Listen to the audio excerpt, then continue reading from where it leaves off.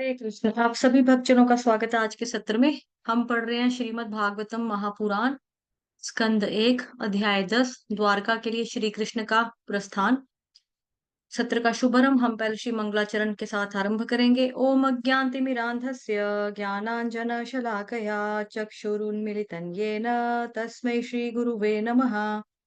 श्री चैतन्य मनोभीष्टं स्थापितं येन भूतले स्वयं रूपः कदा मह्यं ददाति स्वपदान्तिकम्। वन्देऽहं श्रीगुरोः श्रीयुतपदकमलं श्रीगुरून् वैष्णवांश्च श्रीरूपं साग्रजातं सहगण रघुनाथान्वितं तं सजीवं साद्वैतं सावधूतं परिजनसहितं कृष्णचैतन्यदेवं श्रीराधाकृष्णपादान् सहगण ललिता श्रीविशाखान्वितांश्च नमः। ओम विष्णुपादाय कृष्णप्रेष्ठाय भूतले श्रीमते भक्ति वेदांत स्वामिनिति नामिने नमस्ते सारस्वते देवे गौरवाणी प्रचारिणे निर्विशेष शून्यवादी पाश्चात्य देशतारिणे नमो महावदान्याय कृष्ण प्रेम प्रदायते कृष्णाय कृष्ण चैतन्य नामने गौरत्विषे नमः।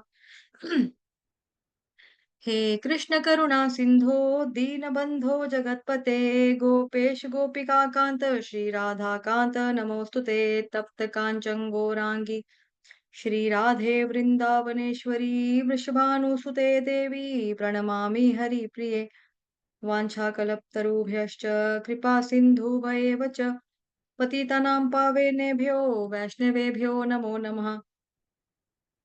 जय श्री कृष्ण चैतन्य प्रभु नित्यानंद श्री अद्वैत गदाधर श्रीवासादि गौर भक्त वृंद।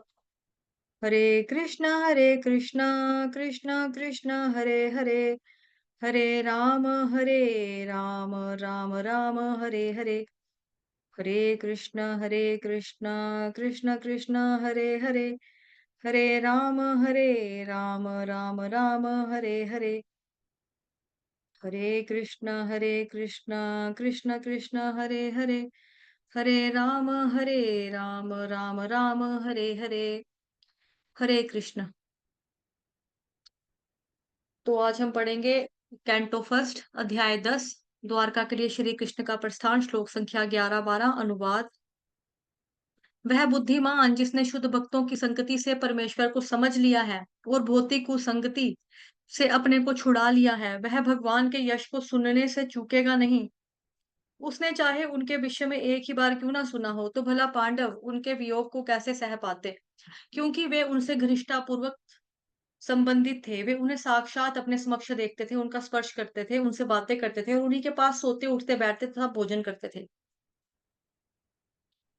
तात्पर्य जगत गुरु शील प्रभुपाद द्वारा। शील प्रभुपाद की जय। जीव की स्वाभाविक स्थिति अपने से वरिष्ठ की सेवा करना है। उसे इंद्र तृप्ति की विभिन्न अवस्थाओं में माया की आज्ञाओं का पालन करने के लिए बाध्य होना पड़ता है और इंद्रियों की सेवा करने में वह कभी भी नहीं थकता। यदि वह थक भी जाए तो माया उसे इंद्रियों की सेवा करने के लिए निरंतर बाध्य करती है और कभी भी संतुष्ट नहीं होती।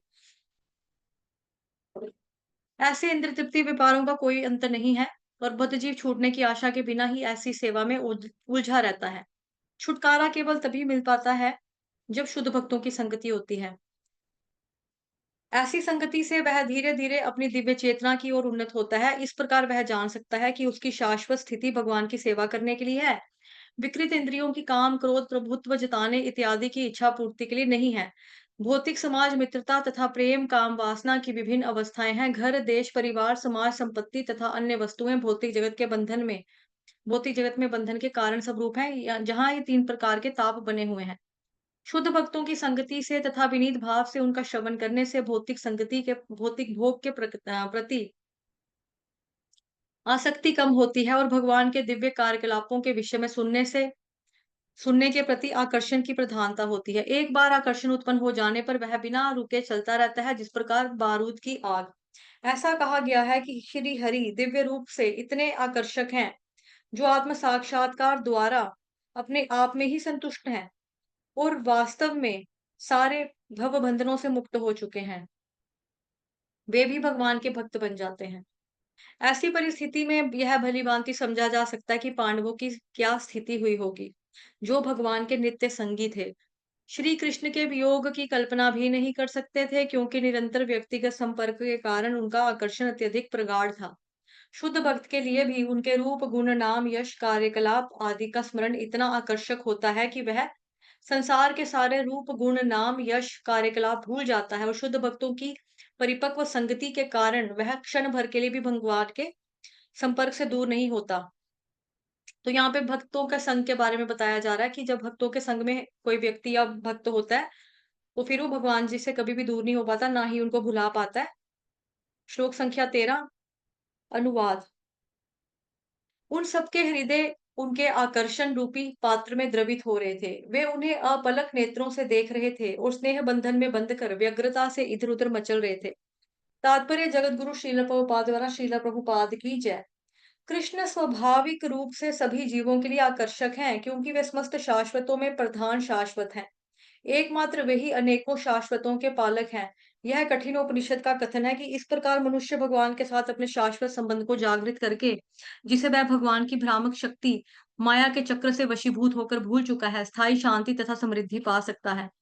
एक बार यह संबंध जब हल्का सा भी पुनर्जागृत हो जाता है, तो बद्ध जीव भौतिक शक्ति के भ्रम से मुक्त हो जाता है और भगवान की संगति के लिए पागल हो उठता है। यह संगति केवल भगवान के साक्षात संपर्क से ही स्थापित नहीं होती, अपितु उनके नाम, यश, रूप तथा गुणों के सानिध्य से भी होती है। श्रीमद् भागवतम बद्ध जीवों को इस सिद्ध अवस्था को प्राप्त करने के लिए शुद्ध भक्त से विनीत भाव से श्रवण के द्वारा प्रशिक्षित करता है।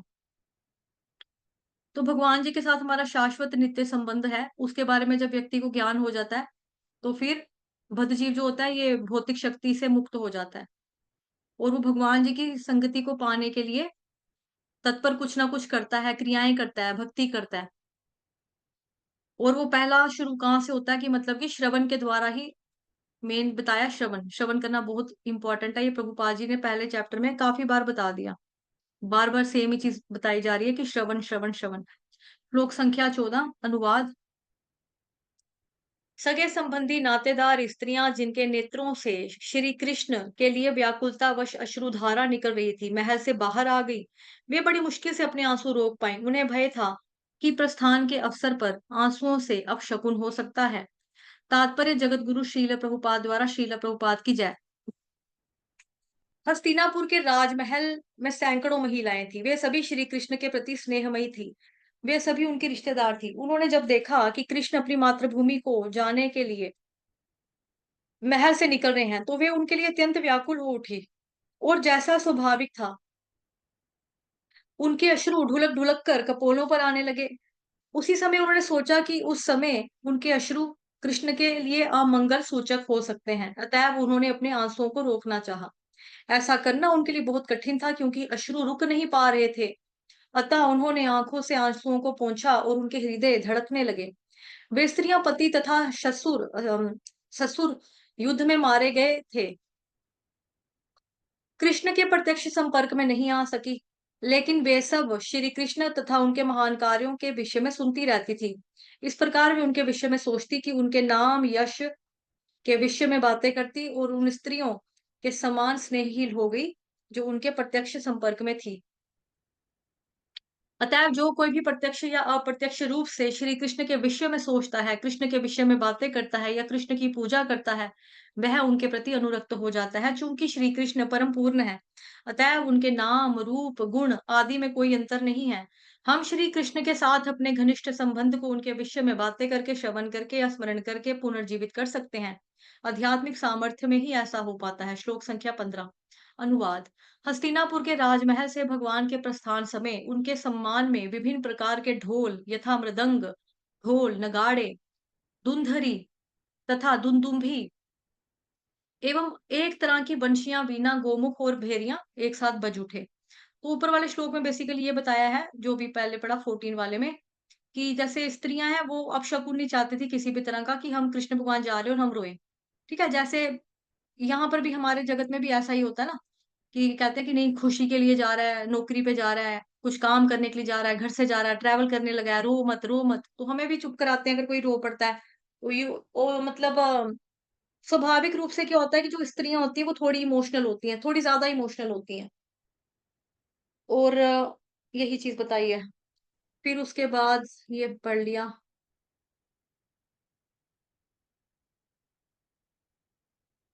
श्लोक संख्या 16। अनुवाद। भगवान को देखने की प्रेम में इच्छा से कुरुओं की राजवंशी स्त्रियां महल की छत पर चढ़ गई और स्नेह तथा लज्जा से युक्त हंसती हुई भगवान पर पुष्पों की वर्षा करने लगी। तात्पर्य जगतगुरु श्रील प्रभुपाद द्वारा श्रील प्रभुपाद की जय। लज्जा स्त्रियों का विशिष्ट अतिरिक्त प्राकृतिक सौंदर्य है और उसके कारण उन्हें पुरुषों से आदर मिलता है। महाभारत काल में अर्थात 5000 से अधिक समय पूर्व भी यह प्रथा प्रचलित थी। जो लोग विश्व इतिहास से परिचित नहीं है, ऐसे कम बुद्धि वाले लोग ही कहते हैं कि पुरुषों से स्त्रियों को पृथक रखने की प्रथा भारत में मुसलमानों के आगमन पे चालू हुई। महाभारत की यह घटना निश्चित रूप से सिद्ध करती है कि राजमहल की स्त्रियां पर्दा करती थी, पुरुषों से बहुत ही कम मिलती थी और वे सब नीचे ना आकर जहां कृष्ण थे राजमहल की छत पर चढ़ गई और वहीं से श्री कृष्ण के प्रति सम्मान जताने के लिए उन पर पुष्पों की वर्षा करने लगी। यह भी यहाँ पर कहा गया है कि महल की छत पर स्त्रियां लज्जा के कारण मुस्कुरा भी रही थी। लज्जा स्त्रियों को प्रकृति का वरदान है। इससे उनकी सुंदरता और प्रतिष्ठा में वृद्धि होती है, भले ही वे उच्च कुल की ना भी हो या कम सुंदर हो। हमें इसका निजी अनुभव है। एक मेहतरानी स्त्रियोचित लज्जा के कारण अनेक भद्र पुरुषों की श्रद्धा भाजन बनी हुई थी। सड़कों पर घूमने वाली अर्धनग्न स्त्रियां सम्मान प्राप्त नहीं कर पाती, लेकिन एक लज्जाशील मेहतरानी सबों से सम्मान पाती है। मानव सभ्यता मनुष्य को माया के चंगुल से छूटने में सहायक बनने के लिए है। जैसा कि भारत के ऋषि मुनियों ने संकल्पना की थी कि स्त्री की भौतिक सुंदरता मोह है, क्योंकि शरीर वास्तव में पृथ्वी, जल, अग्नि, वायु इत्यादि से बना हुआ है, लेकिन पदार्थ के साथ जीवंत स्फुलिंग का संयोग है। पता है, अब यह सुंदर लगता है। कोई मिट्टी की गुड़िया के प्रति आकृष्ट नहीं होता, यद्यपि यह दूसरों का ध्यान आकृष्ट करने के उद्देश्य से अच्छी बनाई जाती है। मृत शरीर में कोई सौंदर्य नहीं होता, क्योंकि कोई भी तथाकथित सुंदर स्त्री के मृत शरीर को स्वीकार नहीं करेगा। अतएव निष्कर्ष यह निकला कि आत्मा का स्वलिंग ही सुंदर है और आत्मा की सुंदरता से ही मनुष्य बाहरी शरीर के सौंदर्य के प्रति आकृष्ट होता है। इसलिए वैदिक ज्ञान हमें झूठी सुंदरता सुंदरता के प्रति आकृष्ट होने से मना करता है। चूंकि अब हम अविद्या के अंधकार में है, लेकिन वैदिक सभ्यता स्त्री तथा पुरुष को मिलने की सीमित छूट देती है। वेदों का कहना है कि स्त्री अग्नि तुल्य है और मनुष्य नवनीत मक्खन के समान है। नवनीत अंक अग्नि के संसर्ग से अवश्य पिघलता है, अतएव आवश्यकता पड़ने पर ही उन्हें आसपास लाना चाहिए और लज्जा ही अनियंत्रित मिलने जुलने पर प्रतिबंध स्वरूप है। यह प्रकृति का वरदान है और इसका उपयोग होना चाहिए। तो एक तो इसमें पर्दा सिस्टम के बारे में बताया है। पर्दा सिस्टम के मतलब ये बताया कि ऐसा नहीं है कि मुसलमान हमारे आए यहाँ पर भारत में, तो फिर पर्दा सिस्टम जो था उनकी वजह से शुरू हुआ कि हाँ भाई उनकी स्त्रियां बुर्का पहनती हैं, पर्दा रखती हैं। बेसिकली ये प्राचीन काल से ही है। अगर आप लोगों को याद होगा रामायण का इंसिडेंट, जब सीता मैया का अपहरण करके रावण ले गया और सीता माता क्या कर रही थी कि मतलब जगह-जगह पे जब उसको उड़न खटोले में लेके जा रहा था रावण अपने विमान में, तो सीता मैया ने अपनी चूड़ियाँ, अपने कान की बालियाँ, है ना? गहने, ज़ेवर वगैरह वो फेंकती जा रही थी। एक तरह की निशानी देके जा रही थी कि भई मेरे गहने कहीं पर मिलेंगे तो उनको पता लगेगा कि इस रास्ते से मैं निकली हूँ। तो इस वजह से वो ऐसे कर रही थी। तो जब वो चूड़ियाँ जो थी, कंगन वगैरह जो आभूषण थे, जब लक्ष्मण जी को दिखाए गए कि लक्ष्मण ये देखो ये तुम्हारे ये सीता पहनती थी ना, सीता की चूड़ियाँ ना, तो या उनके उनके है ना ये सामान आभूषण वगैरह। तो लक्ष्मण ने बोला कि भैया मैंने तो हमेशा सीता मैया के चरणों के अलावा कभी कुछ देखा ही नहीं। मुझे तो पता ही नहीं है कि ये नाक का जो नोज़ पिन है उनका है, कान की बाली उनकी है नहीं, मुझे नहीं मालूम है क्योंकि मैंने हमेशा उनके चरणों को देखा है।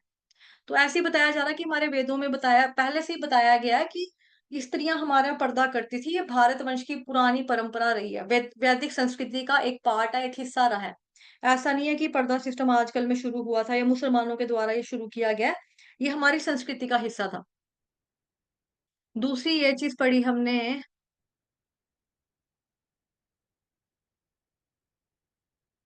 दूसरी चीज़ के बारे में पढ़ा कि शर्माना, लज्जा करना। शर्माना जो है औरत का एक गहना है, ठीक?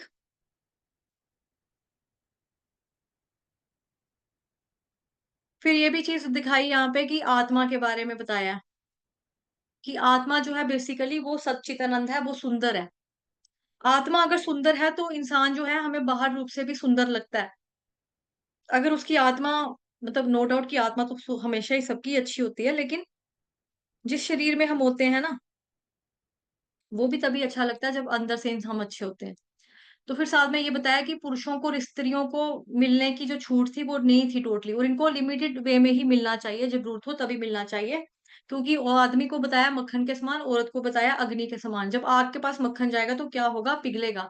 तभी बताया कि शर्म, लाज, गहना जो है औरत का, ये नेचर का वरदान है, तो इसका उपयोग भरपूर होना चाहिए। फिर है श्लोक संख्या 17, अनुवाद। उस समय महान योद्धा तथा निद्रा को जीतने वाले अर्जुन ने, जो परम प्रिय भगवान का घनिष्ठ मित्र था, एक छाता ले आया, जिसके हत्था र रत्नों का था। और हत्था हो गया जिसको हम हाथ से पकड़ते हैं, मतलब कि जैसे हम छाता पकड़ते हैं तो हाथ हाथ में जो पकड़ते हैं ना चीज़, वो। और जिसमें मोतियों की झालर लगी हुई थी। तात्पर्य जगत गुरु श्रील प्रभुपाद द्वारा, श्रील प्रभुपाद की जय। विलासपूर्ण राजसी उत्सवों में सोना, रत्न, मोती और मूल्यवान पत्थरों का प्रयोग होता था। ये सब प्रकृति के उपहार हैं और भगवान के आदेश से पर्वतों, समुद्रों द्वारा उत्पन्न किए जाते हैं। है ना? समुद्र से हमें काफ़ी चीज़ें मिलती हैं। जो पहाड़ होते हैं वहाँ से हमें नीलम हो गया, मूंगा हो गया, इस तरह के जो डायमंड, मतलब जिसको कहते हैं डायमंड वगैरह मिल जाते हैं। लेकिन कल हमने ये पढ़ा था कि ये चीज़ें तभी आती हैं जब हमारा राजा अच्छा हो। राजा अच्छा होने का मतलब क्या है? जब राजा धर्म के मार्ग पर चलेगा तब। तब ये जो चीज़ें होती हैं, लाइक जो ये नेचर होती है, तो नेचर हमको भरपूर पूरा देती है। अगर राजा जो है धर्म के मार्ग पर होगा, तो कुदरत भी होगी, वो भी खुश होती है। जैसे गाय हैं, गाय जो है वो प्रसन्न होकर प्रचुर मात्रा में दूध देती है। पेड़-पौधे जो हैं वो प्रचुर मात्रा में फल, फूल, फ्रूट, सब्जियाँ ये पैदा करते हैं। खेती अच्छे से होती है, वर्षा प्रॉपर टाइम पर होती है, और वर्षा भी अच्छी होती है कि मतलब कि खेतों को पानी वगैरह मिले। तो ये सारा का सारा प्रोसेस कैसे होता है? अगर हमारे देश का राजा धार्मिक होगा, धर्म के मार्ग पर चलने वाला होगा, जो भी भगवान जी ने अपने नियम, उपदेश इत्यादि बताए हैं हमारे शास्त्रों में, ग्रंथों में, उसका वचन, उनके वचनों का पालन करने वाला होगा फिर। अब बताया जा रहा है यहाँ पे कि जो नेचर है वो हमें क्या देती है? सोना भी देती है, रत्न, मोती, मूल्यवान पत्थरों का प्रयोग होता था पुराने ज़माने में। ये सब प्रकृति के उपहार हैं, नेचर की तरफ से हमें गिफ्ट है। और भगवान के आदेश से पर्वतों, समुद्रों द्वारा उत्पन्न किए जाते हैं। है ना? जैसे पानी का जो ये जो समुद्र है, समुद्र में अ, हमें सीप मोती मिलते हैं, पर्ल जिसको कहते हैं, वो कितना कीमती होता है, पर्ल मिलता है हमको। तो ऐसे समुद्र भी हमें देता है, पर्वत भी देते हैं, पहाड़ भी देते हैं। जब मनुष्य आवश्यकता के नाम पर व्यर्थ वस्तुओं के निर्मित करने में अपना अमूल्य समय नहीं गंवाता, औद्योगिक उपक्रमों के तथाकथित विकास से वे सोना, चांदी, पीतल, तांबा जैसे धातुओं की बजाय घटा, पारचा के बर्तनों को काम में लाते हैं। वे शुद्ध घी यानी कि मार्गरीन के स्थान पर कृत्रिम घी का प्रयोग कर रहे हैं, और शहरी जनसंख्या के चौथाई भाग के पास रहने के लिए कोई आश्चर्य स्थान नहीं है। जैसे-जैसे पहले गाँव थे, जैसे हमने कल गौ माता की महत्व के बारे में भी काफ़ी पढ़ा, है ना? कल के जो हमने 10 चैप्टर जब हमने शुरू किया था, तो कल उसमें काफ़ी सारी चीज़ें गौ माता को लेकर भी थी, कि गायें जो है वो किस तरह से हमें प्रचुर मात्रा में दूध देती है। आजकल जो है जीव-जंतु जो है या अन्य पशु हैं, वो काफ़ी डरे-डरे से, सहमे-सहमे से रहते हैं कि हमें कभी भी मार देंगे। तो गाय के ऊपर कभी भी वैसा नहीं था पहले कि उसको डर खतरा नहीं था, वो खुश थी, हैप्पी थी काऊ। तो खुशी की वजह से वो अच्छे प्रचुर मात्रा में दूध देती थी। अब लोगों ने घरों में गाय पाली होती थी, लोग गौ माता की सेवा करते थे, उसे प्रॉपर टाइम टू टाइम खाना खिलाते थे, मतलब फीड करते थे। जैसे गौशाला में जैसे हम जाते हैं छटाला लेते हैं, हरी घास देते थे, शुद्ध रोटी उसको खाने को देते थे। तो घर जो गाय है वो प्रॉपर दूध देगी, प्रॉपर दूध देने के बाद क्या होता था, फिर गाय क्या करती थी कि भई हम उसी के घी, सॉरी, गाय के दूध से ही हम मक्खन, देसी घी निकालते थे, जो कि पवित्र होता था, शुद्ध होता था। लेकिन अब क्या हो गया, गाँव जो है वो धीरे-धीरे कम होने शुरू हो गए। पेड़ पेड़ कटने शुरू हो गए, वहाँ पर कोठियाँ, बंगले बनने शुरू हो गए धीरे-धीरे। लोग जो थे गाँव वाले वो कहते हैं हम शहर में जाएँगे, हमारे बच्चे अनपढ़ रह जाएँगे, शहर में जाकर पढ़ेंगे, लिखाएँगे, इनको इनको अमीर बनाएँगे, बाहर कहीं पढ़ने-लिखने के लिए भेजेंगे, कहीं नौकरी करने के लिए भेजेंगे। इस वे में लोग जो थे, जनसंख्या जो थी शहर वाली बन गई, है ना? तो उनके पास अब क्या हो गया, छोटे-छोटे डब्बे जैसे घर हैं रहने के लिए, ऐसे में जाओ, एक 1 बीएचके, 2 बीएचके का किसी का फ्लैट होगा, वो गऊ कहाँ पे रखेगा? गाय कहाँ रखेगा? गाय की सेवा कहाँ से करेगा? घी कहाँ से लाएगा? दूध कहाँ से लाएगा? है ना? तो प्योर कुछ भी अब उसको नहीं मिल रहा। प्योरिटी नहीं है। शहरी जनसंख्या के पास चौथाई भाग के पास रहने के लिए भी कोई आश्रय स्थान नहीं है। तो फिर ऐसे में हम सारी चीज़ें जो खा रहे हैं, अब देखा जाए टीवी में कितनी बार बताते हैं, अगर आप खा रहे हैं घी, हो जाइए सावधान, देखिए घी में हो रही है मिलावट। तो घी में क्या मिलाया जा रहा है? उसको व्हाइट करने के लिए कोई सरफ डाल रहा है, झाग-झाग कर मतलब हो रहा है। दूध में कुछ ना कुछ मिलाया जाता है जिससे दूध ना लेस छोड़ता है, मतलब पिलपिला सा लगता है। कई बारी पैकेट वाले दूध हम लाते हैं तो। जो सब्जियाँ होती हैं वो इतनी मोटी-मोटी आती है, रात को उनको इंजेक्शन लगाते हैं, टीका लगाते हैं तो सब्जी सुबह इतनी मोटी हो जाती है, बड़ी हो जाती है। जैसे लौकी है, घिया, कद्दू, ये पम्पकिन हो गया आपका, बैंगन हो गए, है ना? टमाटर हो गए, मतलब कि एक सब्जी को अगर तैयार होने में 15 दिन लगने हैं। अब जो किसान है वो सोच रहा है कि यार 15 दिन किसके पास टाइम है, मैं कहाँ से कमाऊँगा? सीज़न है टमाटरों का, सीज़न है हमारे फसल का। अगर अभी नहीं कमाऊँगा तो कब कमाऊँगा? तो वो क्या करते हैं, इंजेक्शन लगाते हैं, टीका लगाते हैं सब्जी को रात को, अगले दिन सब्जी बड़ी-सी हो जाती है और उसको बाज़ार में आके बेच देते हैं। तो इन सब चीज़ों से कैसे हो रहा है, हमारे साथ खिलवाड़ हो रहा है। कुछ फ्रूट्स भी ऐसे बने हाइब्रिड फ्रूट, जैसे टमाटर है, टमाटर का स्वभाव क्या था पहले, खट्टा होता था टमाटर, टमाटर मीठा नहीं होता था। अब उस टमाटर का जो ओरिजिनल जो टमाटर का टेस्ट था यानी कि खट्टे वाला, उसको सारे बोलते हैं देसी टमाटर। और जो बाज़ार में आते हैं गोल-गोल डार्क रेड और थोड़े से वो मीठे होते हैं, मतलब आप उसकी क्या बोलते हैं, टमाटर पनीर जब हम बनाते हैं ना तो वो मीठा-मीठा सा बनता है हल्का-हल्का। तो बेसिकली वो वाले टमाटर कौन से हैं, हाइब्रिड टमाटोज़ हैं वो। तो ऐसे ही सब्जियाँ जो हैं, फल भी हैं, 2 ब्रीड्स को मिक्स करके बनाई जा रही हैं। जैसे आपने कुछ वीडियोज़ देखी होंगी, कंटीले वाले पौधे हैं, ये क्या बोलते हैं, कैक्टस का प्लांट है, उसको बीच में से चीरा लगाया चाकू से, उसके अंदर बीज डाल दिए, उसके किसी भी फ्रूट के बीज डाले, मानो कीवी के डाल दिए, या फिर वो आता है ना एक क्या बोलते हैं उसको? जो मैजेंटा कलर का भी एक फ्रूट होता है, मेरे को नाम याद नहीं आ रहा, ड्रैगन फ्रूट होता है, व्हाइट कलर का भी निकलता है और जो देखो ओरिजिनल रंग जो था उसका व्हाइट था, अब उसके अंदर मैजेंटा भी आ रहा है। तो इसको क्या किया जाता है, ये 2 रंगों को मिक्स करके, 2 ब्रीड्स को मिक्स करके एक नया फल तैयार कर रहे हैं।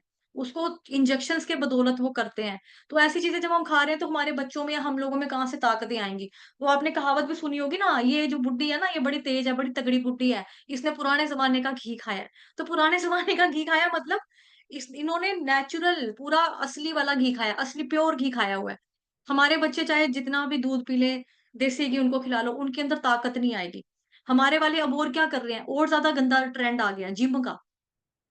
पहले-पहले अगर आप हीरो वगैरह देखो, उनकी नेचुरल बॉडी होती थी, जैसे दारा सिंह, चलो दारा सिंह तो फिर बोलेंगे हम पहलवान, धर्मिंदर, उनकी बॉडी नेचुरल थी, है ना? तो वो वर्जिश करके, कसरत करके, मतलब वर्जिश कसरत तो उर्दू वर्ड है, व्यायाम करके ना, पूरा एक्सरसाइज़ करके उन्होंने अपनी बॉडी बनाई हुई थी। लेकिन अब क्या है, जिम में क्या मिलता है, जिम में जाता है बच्चा जिम करने के लिए, भैया मैंने बॉडी बनानी है, डोले-शोले बनाने, एब्स मेरे सिक्स पैक्स होने चाहिए, ये होना चाहिए, वो होना चाहिए। हाँ, ठीक है, ये डब्बा ले ले प्रोटीन का, उसको एक बड़ा-सा डब्बा पकड़ा देंगे, कुछ नहीं करना, यहाँ पे आने से पहले तूने 2 चमचे घोलना है पानी में, इसके साथ पी लेना। ये बाद में रात को सोते वक़्त दूध के अंदर घोलना, फिर पी लेना। तो हमारे बच्चों की बॉडी जो है फुस्सड़, मतलब कि दुग्गड़ जैसी बॉडीज़ बन रही हैं उनकी, मतलब कि उनके अंदर कुछ नहीं है। बाहर से आपको लगेगा वाह! क्या डोले-शोले, अंदर से उनको ताकत नहीं है, कुछ भी। तो फिर कई केसेस देखते हैं हम समाज में ऐसे कि बच्चा जो है अस्पताल में दाखिल हो गया, क्या कि मतलब कि ना वो जिम में गया था बॉडी बनाने। अब छोटे-छोटे बच्चे जो 10th क्लास के पेपर देते हैं ना, एग्ज़ाम देते हैं। 10th के एग्ज़ाम देकर वो सोचते हैं चलो हम जिम जाएँगे। तो उनको लगता है अब हम 10th से हम बड़े हो गए, अब हम बड़े हो गए हैं, तो ऐसे में बच्चा है तो वो बच्चा, बच्चे में बचपना होता है। वो उसको लालच होता है कि मेरी बॉडी जल्दी बन जाए। 1 महीने के अंदर मेरे डोले, एब्स या सारा निकल आए बाहर। तो फिर बच्चे क्या करते हैं, 2 चमचे खाने के बदले वो 5-5 चम्मच इकट्ठे खा लेते हैं पाउडर के। उसमें क्या होता है, उनको साइड इफेक्ट होता है, फिर उनकी छाती वगैरह अंदर से पूरी खराब हो जाती है। हुआ था मेरे हस्बैंड के एक बच्चे के साथ ऐसा ही हुआ था, 2 लड़कों के साथ हुआ था, 2 अलग-अलग दोस्त थे मेरे हस्बैंड के, उन दोनों के अलग-अलग बच्चे, दोनों के साथ सेम चीज़ हुई। एक तो मैच्योर था लड़का, कोई 27-28 साल का, दूसरा जो था वो 10th पास ही की थी उसने, 10th के एग्ज़ाम दिए थे खाली। 2 महीने की छुट्टियाँ, जिम करूँगा। बीमार हो गया पूरे तरीके। तो इस तरह से सारी चीज़ें बेसिकली ये क्या है, ये हमारी सेहत के साथ खिलवाड़ हो रहा है, क्योंकि हम भगवान के बताए गए मार्ग पर नहीं चल रहे हैं। साथ में और भी बड़ी सारी चीज़ें हैं, अगर हम लड़कियों की बात करें तो लड़कियों को जैसे कलर करते हैं, हेयर कलर करते हैं, उसमें कितना सारा तेज़ाब टाइप मिला होता है, एसिड मिला होता है, जिसको सिर में लगाने से बाल एकदम काले हो जाते हैं। तो ये कहीं न कहीं चीज़ें आगे जाकर तो असर करेंगी ना, मतलब कि पहले तो सुंदर लगता है इंसान कि हाँ, काले बाल हो गए, बरगंडी कलर करा लिया, green colour, white colour, maroon colour, बड़ा तरह-तरह के रंग हैं। लोग बालों में करवाते हैं, नीला रंग, हरा रंग। तो लेकिन सिर का जो स्काल्प होता है, स्किन होती है वो खराब होती है। फिर उसके बाद जो हमारा फेस होता है उसपे भी असर पड़ता है। जलन अलग से होती है, गंज अलग से पड़ जाती है, मतलब बाल अलग से झड़ जाते हैं। तो ब्यूटी के प्रोडक्ट्स लड़कियाँ चाहे यूज़ करें या अपनी बॉडी बनाने के लिए आदमी यूज़ करें, लड़के यूज़ करें, कहीं न कहीं तो इसका जो नुकसान है वो हम फिर भुगतते हैं। फिर बाद में बीमार पड़ते हैं। पहले देखो, पहले कैंसर जैसी चीज़ नहीं थी। बहुत पहले अगर हम जाएँ ना, कैंसर की बीमारी पहले नहीं होती थी इतना। और अब देखो कैंसर जो है पता भी नहीं चलता, हर घर में कैसे आटे चावल दाल की तरह पहुंचा होता है, हर चौथे मकान में उसको कैंसर है, उसको ब्लड कैंसर है, उसको स्किन कैंसर है, उसको ये है, उसको वो है। बेसिकली खान पान, डाइट और भगवान के बताए गए मार्ग पर ना चलना, ये सब उन्हीं वजह से हो रहा है। फिर आगे जी श्लोक संख्या आपका 1818 अनुवाद। उद्धव तथा सात्यकी अलंकृत पंखों से भगवान पर पंखा झलने लगे और मधु के स्वामी कृष्ण ने बिखरे हुए पुष्पों पर आसीन होकर उन्हें मार्ग पर चलने के लिए आदेश दिया। श्लोक संख्या 19। जहां तहां यह सुनाई पड़ रहा था कि श्री कृष्ण को दिए गए आशीर्वाद ना तो उनके उपयुक्त हैं ना अनुपयुक्त, क्योंकि वे सब उन परम पुरुष के लिए थे जो इस समय मनुष्य की भूमिका निभा रहे थे। तो भगवान गीता में कहते हैं ना, जन्म कर्म च मे दिव्यम, कि भाई मेरे जन्म मेरे कर्म दिव्य हैं। और दूसरा यहाँ पे बताया ना, भगवान जी को चाहे कोई आशीर्वाद दे या भगवान जी को कोई कुछ भी कर दे, मतलब कि चाहे अच्छा करे या बुरा करे, ना उनको फ़र्क पड़ता है अच्छा, ना उनको फ़र्क पड़ता है बुरा। क्यों? क्योंकि जन्म कर्म च मे दिव्यम। अभी यहाँ पर क्या हो रहा है, लेकिन यहाँ पर इसलिए आशीर्वाद वगैरह दिए जा रहे हैं, इसलिए अश्रु बहाए जा रहे हैं, क्योंकि उनके बीच में कृष्ण भगवान रहे हैं। एक तो ये। दूसरा, जो भगवान है वो इस वक़्त किसका रोल कर रहे हैं प्ले? वो एक मनुष्य का रोल कर रहे हैं ना, उन्होंने मनुष्य का चोला पहना हुआ है इस वक़्त, कृष्ण भगवान जी ने। तो 9th अध्याय में भी भगवान जी कहते हैं, 9th चैप्टर है जो, क्या नाम है उसका, परम गुह्य ज्ञान। परम गुह्य ज्ञान में भगवान कहते हैं ना कि वो श्लोक है ना उसका, कि जब भी मैं जन्म लेता हूँ कि तो 11वां श्लोक है आई थिंक उसका। अवजानन्ति मामूढा मानुषीं तनुमाश्रितं परं भावमजानन्तो मम भूतमहेश्वरम्। कि जब भी मैं मनुष्य के रूप में अवतरित होता हूँ तो मूर्ख मेरा उपहास करते हैं, वे मुझ परमेश्वर को, दिव्य स्वभाव को नहीं जान सकते। बट यहाँ पर जो भगवान जी के साथ लोग जुड़े हैं, जो उनके लिए आंसू बहा रहे हैं, वो तो भक्त हैं भगवान के, है ना? वो भगवान जी ने क्या किया है, भगवान जी ने भी एक तरह की माया उनके ऊपर डाली हुई है। जैसे भगवान जी ने दामोदर लीला के दौरान हम देखते हैं यशोदा मैया ने जब भगवान जी को बोला कि मुँह खोल के अपना मुँह दिखाओ कि आपने मिट्टी खाई है कि नहीं खाई है। तो उनको ब्रह्मांड नज़र आया, लेकिन भगवान जी ने फिर उनको क्या किया, भुला दिया वो चीज़।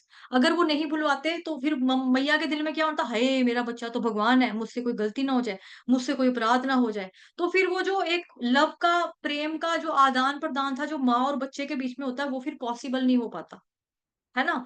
तो इसीलिए भगवान जी जो हैं, मनुष्य के रूप के मनुष्य का भूमिका निभा रहे हैं और जो प्रेम का आदान-प्रदान हो रहा है भक्तों के साथ, वो हो रहा है। तात्पर्य जगतगुरु श्रील प्रभुपाद द्वारा श्रील प्रभुपाद की जय। जगह-जगह भगवान श्री कृष्ण को आशीर्वाद देने के उद्देश्य से वैदिक ध्वनियाँ हो रही थी। ये आशीर्वाद इस अर्थ में उपयुक्त थे कि भगवान एक सामान्य मनुष्य की सी भूमिका निभा रहे थे। मानो वे महाराज युधिष्ठिर के फुफेरे भाई भाई हों। तो थे ना उनके बुआ के लड़के। लेकिन ये अनुपयुक्त भी थे, क्योंकि भगवान परम पुरुष हैं, उनको किसी भौतिक रिश्ते नातों से कुछ भी लेना-देना नहीं होता। वो तो निर्गुण अर्थात भौतिक गुणों से रहित हैं। तो भगवान जी तीनों गुणों से परे हैं और निर्गुण का मतलब होता है बेसिकली, कई बार लोग सोचते हैं खास तौर पे जो मायावादी, कि निर्गुण का मतलब होता है कि भगवान के अंदर कोई क्वालिटी नहीं है, भगवान के अंदर कोई गुण नहीं है। लेकिन निर्गुण का मतलब होता है जो तीनों गुणों से परे है। सत्वगुण, रजोगुण, तमोगुण से जो परे है, भौतिक गुणों से जो परे है, रहित है, और वे दिव्य गुणों से ओत-प्रोत हैं। उनके जो क्वालिटीज़ हैं वो कैसी हैं? ओत-प्रोत हैं। षड्ऐश्वर्य की चाहे हम बात करें, है ना? तो वो ओत मतलब उनके अंदर क्वालिटीज़ तो बहुत सारी, कलाएँ भी 64 हैं, लेकिन दिव्य हैं पूरे के पूरे, आध्यात्मिक और दिव्य। दिव्य जगत में कुछ भी विरोधाभासी नहीं होता, कंट्रोवर्शियल कुछ भी नहीं होता, जबकि सापेक्ष जगत में सभी चीज़ें इसके उल्ट होती हैं। उदाहरणार्थ, इस सापेक्ष जगत में श्वेत का विलोम श्याम होता है, लेकिन दिव्य जगत में श्वेत तथा श्याम में कोई अंतर नहीं होता, है ना? अतः परम पुरुष के प्रसंग में यत्र तत्र विद्वान ब्राह्मणों द्वारा उच्चरित आशीर्वादात्मक ध्वनियां विलोम लग रही थी। लेकिन जब वे परम पुरुष पर लागू होती हैं तो सारा विरोधाभास दूर हो जाता है और वे दिव्य बन जाती हैं। एक उदाहरण इस बात को स्पष्ट कर देगा। भगवान श्री कृष्ण को कभी-कभी चोर कहा जाता है क्योंकि वो माखन चुराते हैं। अपने शुद्ध भक्तों में वे माखन चोर के नाम से अत्यधिक प्रसन्न हैं। वे बचपन में वृंदावन में अपने पड़ोसियों के घरों से रखा हुआ माखन चुराते थे। तब से वो चोर रूप में प्रसिद्ध हैं। लेकिन चोर के रूप में प्रसिद्ध होने पर भी उनकी चोर के रूप में पूजा की जाती है, जबकि संसारिक जगत में चोर की कभी भी प्रशंसा नहीं की जाती और उसे दंडित किया जाता है। चूँकि वे पूर्ण पुरुषोत्तम भगवान श्री कृष्ण हैं, अतएव उन पर सब कुछ लागू होता है और समस्त विरोधाभासों के बावजूद वे भगवान बने रहते हैं। तो बहुत ही सिंपल सी एग्जांपल है कि भौतिक जगत में अगर कोई चोरी करेगा तो उसको पुलिस में दे देंगे, थाने में डाल देंगे, है ना? जेल में। उसको मार पड़ेगी, फिर जज फैसला करेगा, फाइन लगाएगा या बोलेंगे सामान वापस दे दो चोरी का, चोरी क्यों करते हो? कुछ टाइम के लिए जेल में रहना पड़ेगा, इत्यादि। लेकिन भगवान जो है उनको चोर बोला जा रहा है लेकिन फिर भी उनकी माखन चोर के रूप में भी पूजा होती है। और जो गोपियाँ गोपियाँ उस गोपियों को भी पता है कि हमारा मक्खन यहाँ से चोरी होता है। फिर भी सेम जगह के ऊपर माखन वो रखती हैं। उनको आनंद आता है कि भगवान उनके घर में आएँ, माखन चोरी करके खाएँ, है ना? उनकी मटकियाँ-मुटकियाँ फोड़-फाड़ के जाएँ। उनका आदान-प्रदान इस वे में हो रहा है। तो भक्त भी उसी में खुश हैं, भगवान भी उसी में खुश हैं। लेकिन भौतिक जगत में टोटली अपोज़िट होता है। जबकि जैसे देखो आजकल कितनी चोरी-चराकी होती है कि लोगों ने घरों में, दुकानों में, मॉल्स में, हर जगह पे इनफैक्ट सीसीटीवी कैमरास लगा के रखे हुए हैं क्योंकि चोरी होती है तो चोर को कोई लाइक नहीं करता। लेकिन कृष्ण भगवान देखो चोरी करते हुए पूरी जगत में फेमस हैं। इनफैक्ट जो नास्तिक लोग हैं उनके बीच में भी भगवान फेमस है ना? कई लोग हैं एक हुआ भगवान हिंदुओं का, वो जो मक्खन चोरी करता था मतलब पता है, भगवान है मक्खन चोरी करते हैं, तो पता है। अनुवाद क्या है इसका अगले का है जी श्लोक संख्या 20। अनुवाद चुने हुए छंदों से जिनकी स्तुति की जाती है ऐसे भगवान के दिव्य गुणों के विचार में डूबी हस्तिनापुर के सभी घरों की छतों पर चढ़ी हुई स्त्रियाँ उनके विषय में बातें करने लगी। ये सब बातें वैदिक स्तोत्रों से कहीं अधिक आकर्षक थी। तो बेसिकली यहाँ पे बताया जा रहा है जो वेद है, ऊपर बताया ना वेदों में, तो वेदों में क्या इस्तेमाल हुआ है? छंदों का इस्तेमाल हुआ है। अलग-अलग छंदों का उपयोग हुआ है। उसके द्वारा ये क्या किया जा रहा है? उन्हीं छंदों से भगवान जी की स्तुति, उनकी प्रार्थनाएँ की जा रही है, उनकी प्रेज़ की जा रही है। उनको प्रसन्न करने के लिए मंत्रों का उच्चारण किया जा रहा है। और जो हस्तिनापुर की औरतें हैं वो क्या कर रही हैं मतलब छतों के ऊपर चढ़कर भगवान जी के बारे में सोच रही हैं, देख रही हैं उनको और उनके विषय में बातें करने लगी। अब जो वैदिक स्रोतों से कहीं अधिक आकर्षक थी ये बातें।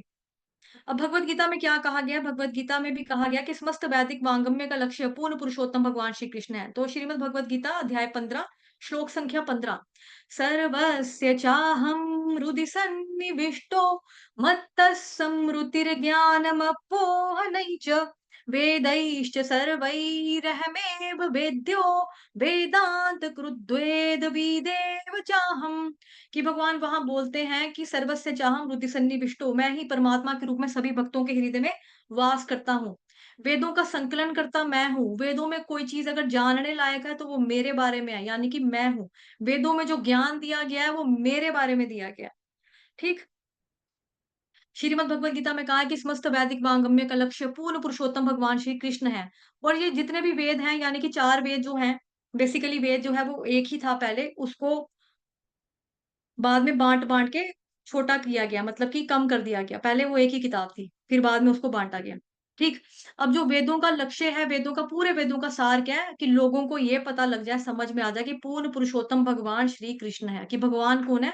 पूर्ण पुरुषोत्तम भगवान श्री कृष्ण। बट आजकल जो है इसका अपोज़िट हो गया है। आजकल के लोग जो है ना, वेदों से निकाल के लाएँगे, कुछ ऐसे एग्ज़ाम्पल लेकर आ जाएँगे कि संहिताओं से, ऋचाओं से, देखो ये भगवान ने बताया है ये निराकार है। अरे! जो निराकार है वो बोलेगा कैसे? सुनेगा कैसे? आपके पापा का रूप है, आपका अपना रूप है, आपके दादे का रूप है, सब रूप है, आकार है, शेप है, रंग है, रूप है, कद है, काठी है, तो भगवान की कुछ नहीं होगी। भगवान जो जिनसे हम आ रहे हैं उनका कोई नहीं होगा। ऑब्वियसली उनका भी है एक साकार रूप है।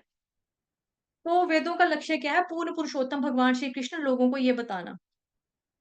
वस्तुतः भगवान का यशोगान वेदों, रामायण तथा महाभारत जैसे ग्रंथों में अंकित है और भागवतम में तो विशेष रूप से परमेश्वर का यशोगान हुआ है।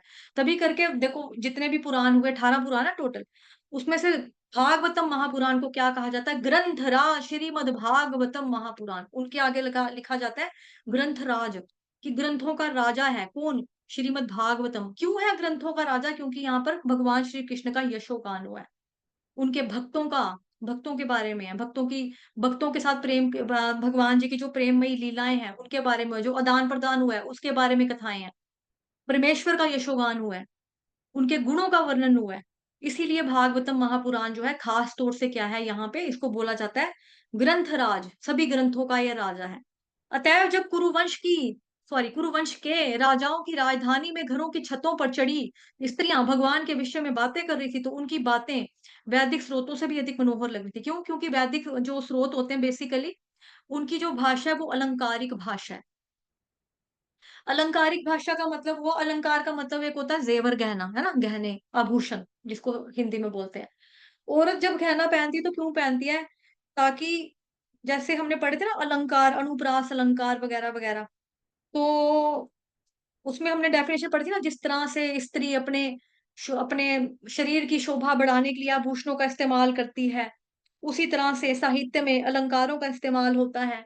तो ऐसे ही वेदों में छंदों का इस्तेमाल हुआ है, जो एक प्रॉपर लयबद्ध ट्यून में, उच्चारण में, स्पष्ट उच्चारण में गाए जाते थे।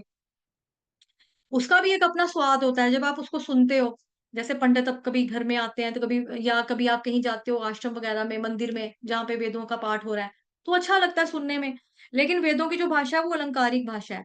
एक तो ये हर एक व्यक्ति की समझ में नहीं आते, इसका उच्चारण बिल्कुल एक्यूरेट होना चाहिए, अगर गलत हो गया तो मंत्र उल्टे पड़ जाते हैं इनके, है ना? फिर दूसरा क्या है कि कुछ लोगों की समझ में आएगा, कुछ लोगों की समझ में नहीं भी आएगा, क्योंकि इसमें इनडायरेक्ट वे में चीज़ें बताई जा रही हैं, क्लियरली नहीं बताया जा रहा है। लेकिन यहाँ पर जो छतों के ऊपर चढ़कर स्त्रियाँ बातें कर रही हैं, वो डायरेक्ट बोल रही हैं, "देखो कृष्ण कितना अच्छा, कृष्ण कितना सुंदर लग रहा है, ओह हो!" तो इनकी बातें जो है ना उसमें एक टच आ रहा है पूरा, फ़ील आ रहा है कि भई उनके बारे में बात कर रहे हैं, भगवान श्री कृष्ण के बारे में बात कर रहे हैं। वेदों में क्या है, इशारे के माध्यम से बातें हैं। इशारे के माध्यम से भगवान जी के बारे में बताया गया, जो हर किसी को समझ में नहीं आएगा।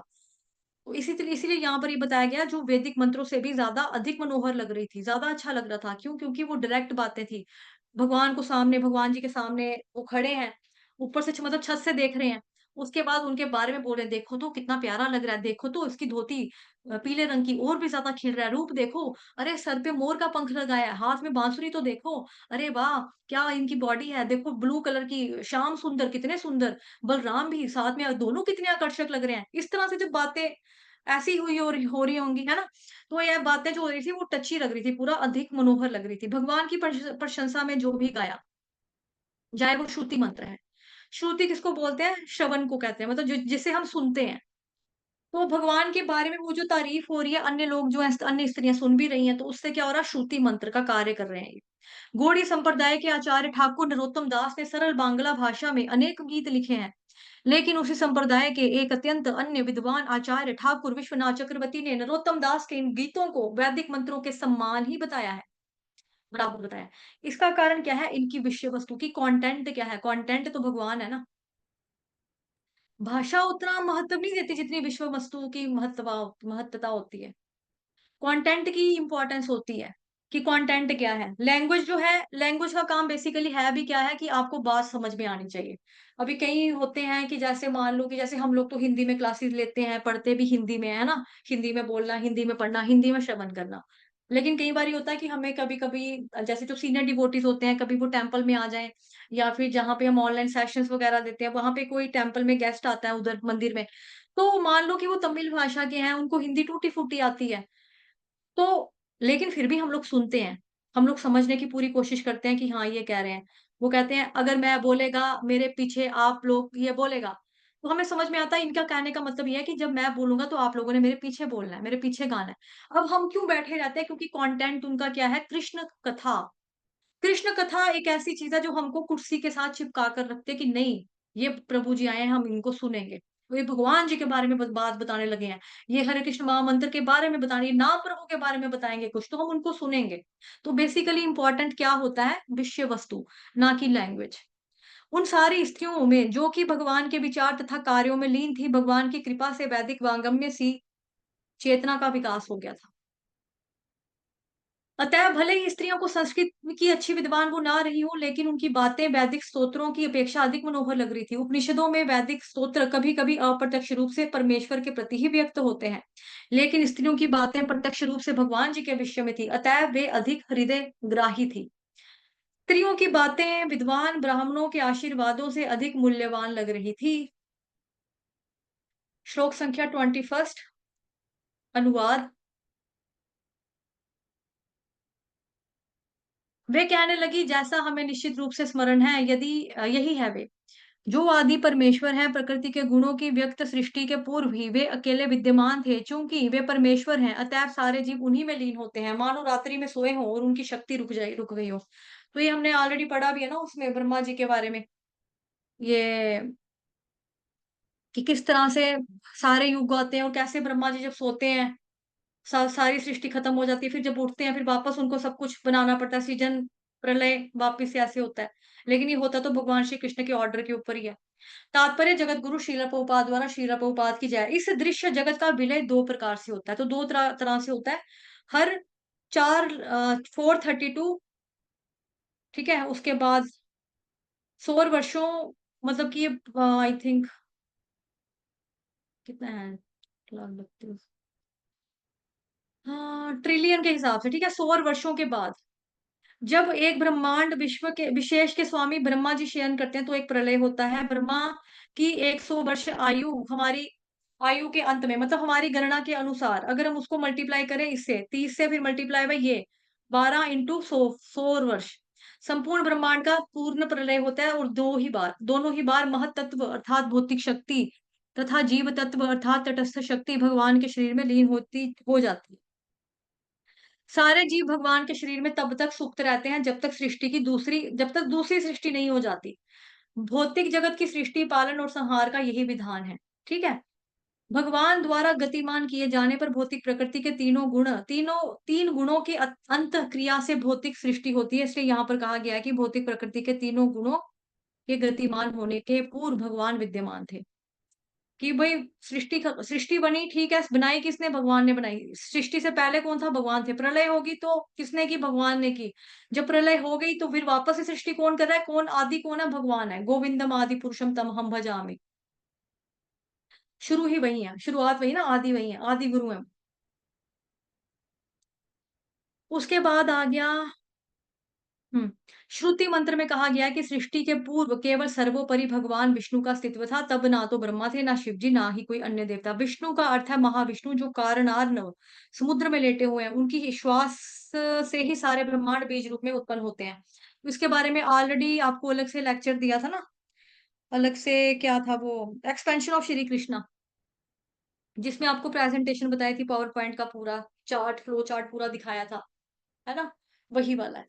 उनकी श्वास से ही सारे ब्रह्मांड बीज रूप में उत्पन्न होते हैं और धीरे-धीरे प्रत्येक ब्रह्मांड के भीतर असंख्य ग्रहों का विराट रूप विकसित होता है। ब्रह्मांडों के बीज उसी तरह विशाल आकार ग्रहण करते हैं, जिस प्रकार एक वट वृक्ष के बीजों से असंख्य वट वृक्ष विकसित हो जाते हैं।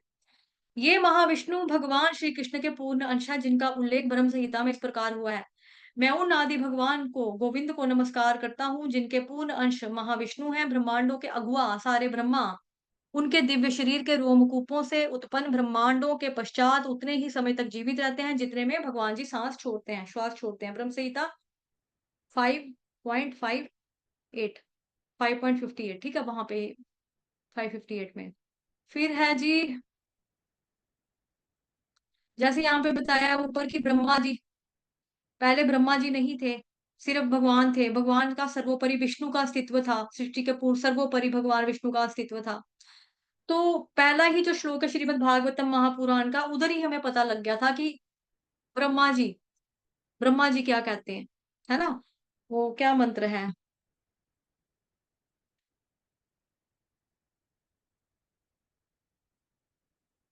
जन्माद्यस्य यतोऽन्वयादितरतश्चार्थेष्वभिज्ञस्वराट् तेने ब्रह्महृदाय आदिकवये मुह्यन्ति यत्सूरयः। है ना? तो तेने ब्रह्म हृदय आदि कवये, जिन्होंने ब्रह्मा जी के हृदय में, आदि कवये, तेने ब्रह्म हृदय आदि कवये, हृदय मतलब हृदय, मतलब कि संस्कृत में बेसिकली, प्योर संस्कृत में हम हृदय को मतलब हृदय नहीं बोल के हम ह्रू बोलते हैं, है ना? तो वो कि ब्रह्मा जी कौन है, वो ब्रह्मा जी को कैसे ज्ञान मिला, वो पूरा वहां पे भी हमने पढ़ा था कि कैसे तप तप की आवाज आती है, उसके बारे में चर्चा की थी ऑलरेडी। इस प्रकार गोविंद अर्थात भगवान कृष्ण महाविष्णु के भी कारण स्वरूप हैं। ईश्वरः परं कृष्णः सच्चिदानन्दविग्रहः गो अनादिरादिर्गोविन्दः सर्वकारणकारणम्। कि सर्वकारण कारणम कौन है? भगवान श्री कृष्ण। स्त्रियों ने भी यह वैदिक सत्य किसी प्रमाणिक स्रोत से सुन रखा होगा, तभी तो वो इस विषय के बारे में बातें कर रही थी। दिव्य विषयों के सही-सही ज्ञान पाने का एकमात्र साधन होता है कोई प्रमाणिक स्रोत। इसका कोई विकल्प नहीं है। ठीक है? अच्छा ये आगे है अभी। महाविष्णु के शरीर में जीवों का प्रवेश ब्रह्मा के 100 वर्ष बाद स्वतः हो जाता है, ऑटोमेटिकली हो जाता है। महाविष्णु के शरीर में जीवों का प्रवेश ब्रह्मा के 100 वर्ष बाद खुद ही हो जाता है, लेकिन इसका मतलब ये नहीं है कि व्यक्तिगत जीव अपनी सत्ता, पहचान खो बैठता है, खो देता है। सत्ता तो बनी रहती है, क्योंकि हम जीव आत्मा, आत्मा बेसिकली क्या है? आत्मा है जी सच्चिदानंद। है ना? अमर है, अजर है। उसके बारे में ऑलरेडी श्रीमद् भगवद गीता में अध्याय 2 में भगवान जी ने जिसका नाम है गीता का सार, उसमें हमने काफ़ी डिटेल में चर्चा की है, काफ़ी अच्छे से भगवान जी ने हमको बता दिया। प्रभुपाद जी के तात्पर्य के माध्यम से भी हमको पता लगा, है ना? कि शरीर जो होता है वो नष्ट होता है, लेकिन वो जो है क्या बोलते हैं आपका आत्मा को तो कुछ नहीं होता। बड़े सारे श्लोक हैं उसमें जो ये चीज़ बताते हैं। दूसरे अध्याय का जो 13 नंबर का श्लोक है, अभी मेरे ज़हन में वो आ रहा है। देहिनोऽस्मिन् यथा देहे कौमारं यौवनं जरा तथा देहान्तरप्राप्तिर्धीरस्तत्र न मुह्यति। उसमें बताते हैं कि पहले बच्चा होता है ना, बच्चा फिर जवान होता है, फिर जवान होने के बाद वो बुढ़ा होता है, बुढ़ापा आता है, फिर उसकी डेथ होती है, फिर उसके बाद मर जाता है। लेकिन जो व्यक्ति होता है वो उसका मतलब कि इससे वो क्या बोलते हैं, उससे उसको कोई फ़र्क नहीं पड़ता। मतलब जो धीर व्यक्ति होता है, धीरस्तत्र न मुह्यते, मतलब धीर पुरुष को कोई फ़र्क नहीं पड़ता, क्योंकि उसको ज्ञान है ना कि मैं तो अमर हूँ, मैं तो अजर हूँ, मैं कभी बूढ़ा नहीं हो सकता, मेरे को कोई शस्त्र नहीं कटा सकता, मेरे को कोई क्या बोलते हैं, जला नहीं सकता, मार नहीं सकता, काट नहीं सकता, कुछ भी नहीं कर सकता मेरा। तो आत्मा जो है ना वो जन्मती है ना कुछ मतलब ना मरती है। 20वें नंबर के श्लोक अध्याय 2 के हमने पढ़ा था। ना जायते म्रियते वा कदाचित् नायं भूत्वा भविता वा न भूयः। अजो नित्यः शाश्वतोऽयं पुराणो ना हन्यते हन्यमाने शरीरे। कि आत्मा के लिए किसी भी काल में ना तो जन्म होती है, ना मृत्यु होता है, ना वो कभी जन्म लेता है, ना जन्मा है, ना जन्म लेगा। वह अजन्मा, नित्य, शाश्वत, पुरातन है, शरीर के मारे जाने पर भी वो कभी नहीं मरता। तो वही चीज़ यहाँ पर बताई जा रही है, इसका मतलब ये नहीं है कि जीव अपनी अस्तित्व, अपनी सत्ता, अपनी पहचान खो बैठता है, कभी भी नहीं खोएगा। क्योंकि वो सच्चिदानंद परमानेंट है ना, नित्य है, नित्य बना हुआ है। और जीवात्मा की हैसियत क्या है, रियलिटी उसका जो एक ओरिजिनल उसकी आइडेंटिटी है, वो क्या है? जीवेर स्वरूप होए कृष्णेर नित्य दास, कि जीवात्मा तो भगवान जी का नित्य दास है। जैसे भगवान जी नित्य गुरु हैं, है ना? नित्य भगवान है, शुरू से भगवान है, ऐसे हम लोग जो हैं, वो शुरू से भगवान जी के दास हैं। ये हमारी वास्तविकता पहचान है, रियल पहचान है। तो फिर अगर मर जाते हैं तो फिर क्या होगा? जैसे ब्रह्मा के 100 बाद शरीर का प्रवेश होता है, फिर मरते हैं, आते हैं, जाते हैं, मरते हैं, फिर क्या होता है? लेकिन इसका मतलब ये तो नहीं है कि वो मर जाएगा, मतलब कि परमानेंटली अस्तित्व उसका खत्म हो जाएगा। भगवान गीता के 22वें श्लोक में कहते हैं कि जिस तरह से मनुष्य पुराने वस्त्रों को त्याग कर नए वस्त्र धारण करता है, उसी प्रकार आत्मा जो होती है पुराने वस्त्रों को और व्यर्थ के शरीरों को त्याग कर नवीन भौतिक शरीर धारण कर लेती है। उसके लिए उपमा भी दी जाती है गाड़ी की, कि गाड़ी अगर आपकी गड्डी खराब हो गई है, कितनी बार वो आप उसकी सीट रिपेयर कराओगे, कितनी बार उसके पुर्जे लगवाओगे? एक दिन आएगा ऐसा कि आपको नई ही गाड़ी लेनी पड़ेगी। वो आत्मा के गुणों के बारे में, क्वालिटी के बारे में बताते हैं, नैनम छिदाति शस्त्राणि, नैनम दहति पावकः, न चैनम, है ना? उसमें बताया है कि भई आत्मा को किसी भी शस्त्र के द्वारा खंड नहीं कर सकते, अग्नि के द्वारा जला नहीं सकते, पानी के द्वारा भिगो नहीं सकते, वायु के द्वारा सुखा नहीं सकते। अब ये चीज़ जो है ना बेसिकली, जो आदमी अपने आप को मान लेगा कि भई मैं शरीर नहीं हूँ, मैं आत्मा हूँ, तो उसका जो कॉन्फिडेंस है और उस वो इतना पॉज़िटिव हो जाएगा कि वो सोचेगा कि भई जैसे अगर कोई शरीर अपने आप को मान रहा है कि आप कौन हो, अपना नाम बता दिया, आज मेरे पेट में दर्द है, आज मेरे सिर में दर्द है, मेरे को दिल में प्रॉब्लम है, मेरे को बड़ी दर्दें हैं, मैं बूढ़ा हो गया हूँ, अब मेरे से चला नहीं जाता, अब मेरे से अच्छी डाइट नहीं खाई जाती, खाता हूँ तो रोटी नहीं पचती, मेरे मुँह में दाँत नहीं है। इस तरह से अब मैं मरने ही वाला हूँ, बस मैं अपने दिन गिन रहा हूँ, आ गया बुढ़ापा, आ गई भगवान की चिट्ठी, अभी मर जाएँगे, कभी भी मर सकते हैं। अब तो एक पैर केले के छिलके के ऊपर, दूसरा पैर कब्र में है हमारा, इस तरह से।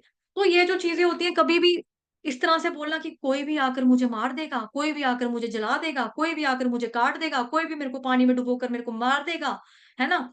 ये हमेशा क्या है एक तरह से हमें डराने वाली बातें हैं, मतलब डर-डर के जीना। दूसरी तरफ क्या है कि जो हमें गीता सिखाती है, जो हमें भगवान कृष्ण बता रहे हैं कि भई आत्मा ना तो कभी मरती है, ना कभी जन्म लेती है, ठीक है? शरीर का आपका बर्थडे मनाते हैं, है ना शरीर का। बच्चे को भी अगर पूछेंगे आप कितने साल के हो? I am 5 years old, 4 years old, 3 months old, तो ओल्ड तो हर एक के आगे लगा है। ओल्ड का मतलब क्या होता है? नियर टू डेथ, जो बंदा मरने वाला है।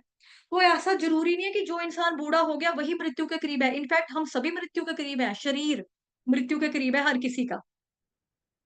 लेकिन दूसरी तरफ जब हम ये सोचते हैं, समझ जाते हैं कि भई मेरे को कोई जला नहीं सकता, मेरे को कोई मार नहीं सकता, मेरे को कोई काट नहीं सकता, मेरे को पानी में डुबोकर मैं कभी नहीं मर सकता। तो ये चीज़ अपने आप में एक आत्मविश्वास देने वाला है, अपने आप में एक पावर देने वाला है, शक्ति देने वाला है कि मेरा तो कभी पतन ही नहीं होगा, मैं तो कभी मरूँगा ही नहीं, मैं कभी पतन नहीं सॉरी मुँह से निकला कि मतलब मैं कभी भी मृत्यु को प्राप्त नहीं होऊँगा, मेरी कभी डेथ नहीं होगी।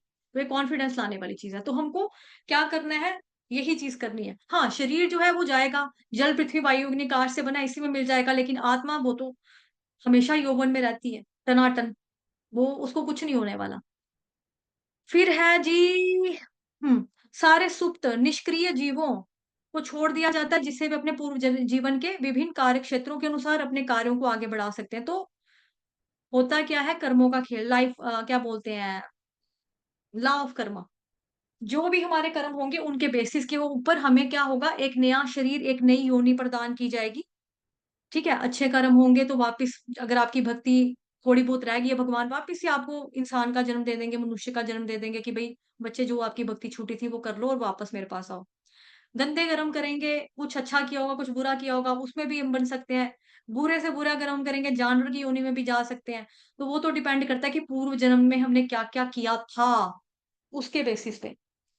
तो कई लोगों के मन में ये भी सवाल आता है कि भई अब हमने अगर कुछ कर लिया लाइक मतलब हमारे पाप कर्म तो गंदे थे, अभी इस जन्म में भी बड़े गंदे कर्म हैं हमारे, अब हम क्या होगा? अब हमारा हमारा हमारा भक्ति में भी दिल नहीं लगता, तो फिर हम करें क्या? मतलब कि जो पूर्व जन्मों का खेल है, हम इससे बाहर भी कैसे आएँगे? हम क्या कभी मुक्त नहीं हो पाएँगे? हमेशा हम इसी में जकड़े रहेंगे? तो ऐसा नहीं है, क्योंकि पद्म पुराण में एक श्लोक आता है कि जो भक्ति है ना, भक्ति बेसिकली क्या करती है कि आपके प्रारब्ध जो भी होते हैं, पूर्व जन्म के जो पाप होते हैं, कर्म होते हैं, उससे आपको मुक्त कर देती है।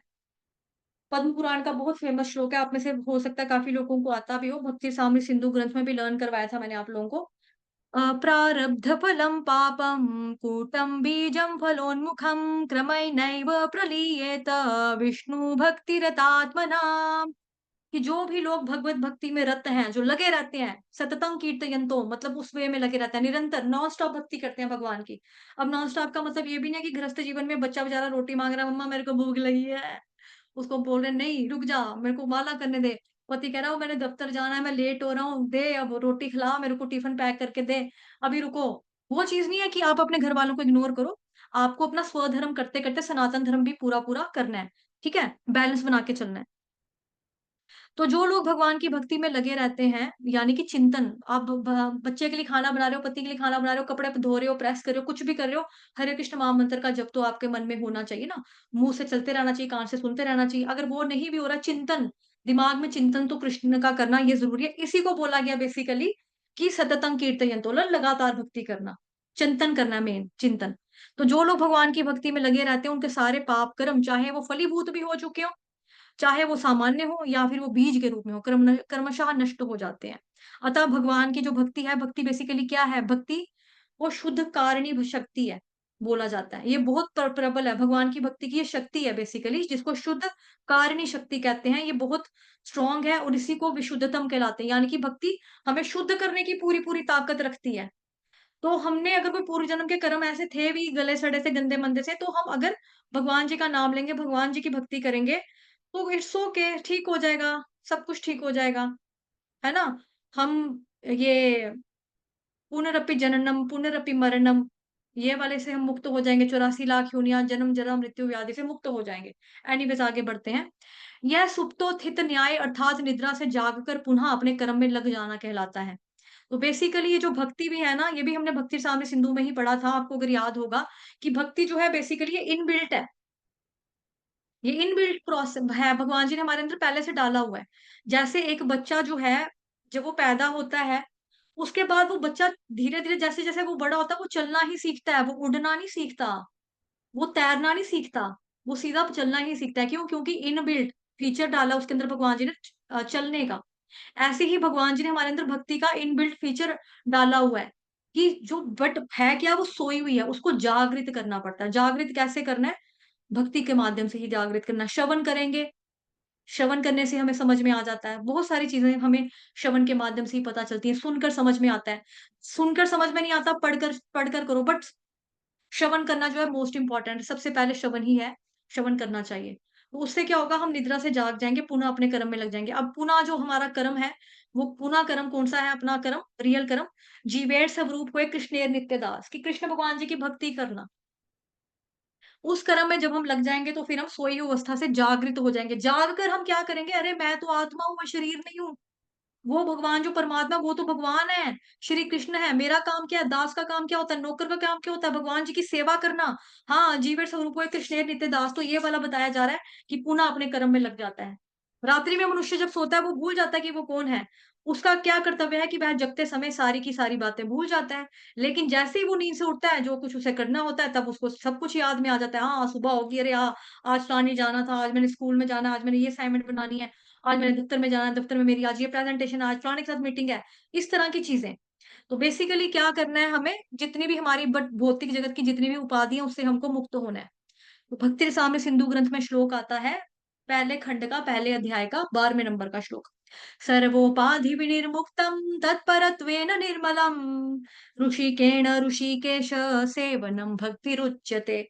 कि मनुष्य को समस्त उपाधियों से मुक्त होना चाहिए, कृष्ण भावनामृत द्वारा समस्त भौतिक कल्मश से शुद्ध होना चाहिए, उसे अपनी शुद्ध वास्तविक पहचान प्राप्त करनी चाहिए कि मैं भगवान जी का भक्त हूँ, दास हूँ, ताकि वो अपनी स्वस्थ इंद्रियों को भगवान ऋषिकेश, जो कि सभी के इंद्रियों के स्वामी हैं, उनकी सेवा में लगा सके, उनकी प्रसन्नता के लिए लगा सके। ठीक? तो ये चीज़ हमें याद रखनी है।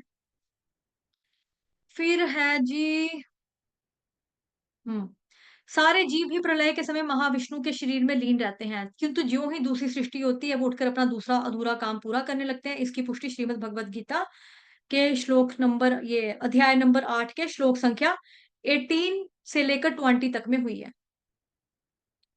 सृजनात्मक शक्ति के सक्रिय अवस्था में आने के पूर्व भगवान का अस्तित्व था।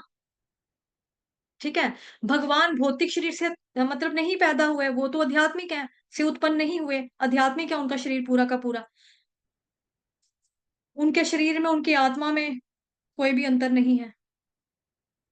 फिर है जी, कोई अंतर नहीं है। सृष्टि के पूर्व भगवान अपने परम धाम में रहते थे, जो परम पूर्ण और अद्वितीय है, जो परम पूर्ण और अद्वितीय है। तो जो भगवत प्राप्ति है ना, इस भगवत गीता का अध्याय का जो 8वां अध्याय है, उसका नाम है भगवत प्राप्ति। उसका श्लोक नंबर है 18।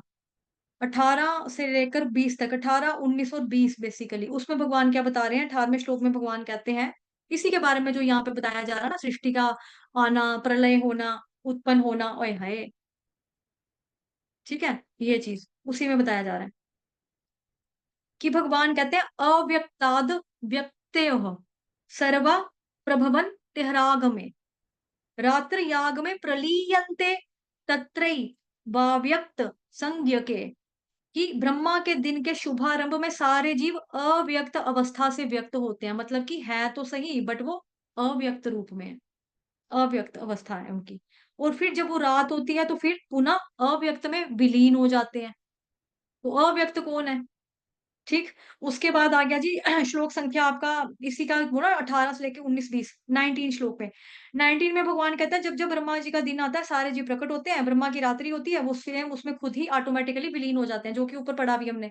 फिर 20वें श्लोक में भगवान कहते हैं इसके अलावा मेरी एक और अन्य प्रकृति है, जो शाश्वत है, जो इस व्यक्त और अव्यक्त पदार्थ से परे है।